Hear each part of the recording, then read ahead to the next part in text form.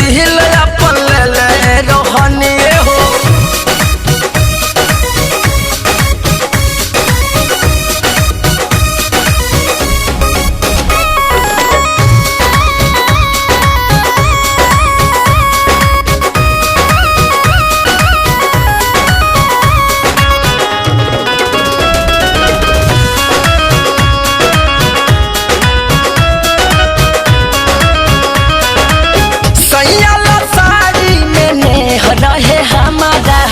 रात भर चोहले सोहाग वाला कमर का कहिए भौजी मुआना के कमर। हाँ हाँ सैया साड़ी में नेह रहे हमारा रात भर चोहले सोहाग वाला कमर। झूठे मेरा सामन के दिले रहली ए भौजी चोली में दिल अपन रहली है।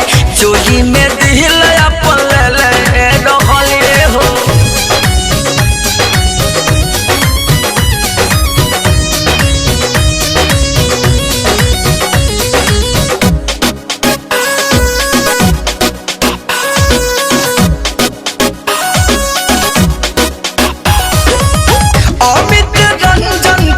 सदा से प्यार बा राज बाबू लाल हरहल बेकार बा।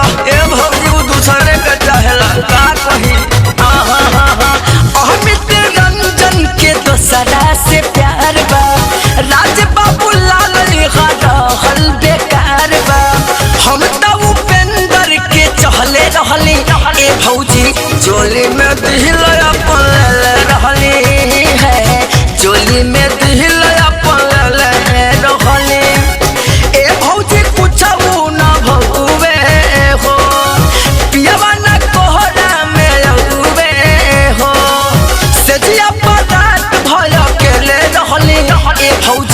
चोली में दिल अपन रहली है।